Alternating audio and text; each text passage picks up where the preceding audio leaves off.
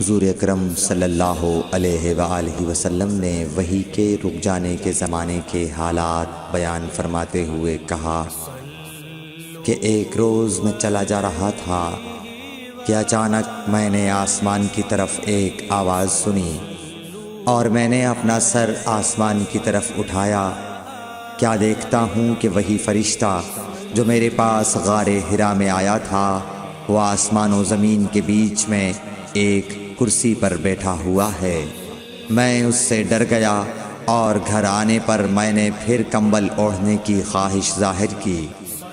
اس وقت اللہ پاک کی طرف سے یہ آیات نازل ہوئیں، اے لحاف اوڑھ کر لیٹنے والے، اٹھ کھڑا ہو اور لوگوں کو عذاب الہی سے ڈرا، اور اپنے رب کی بڑائی بیان کر، اور اپنے کپڑوں کو پاک صاف رکھ اور گندگی سے دور رہ۔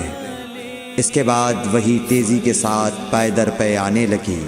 صحیح بخاری حدیث نمبر 4۔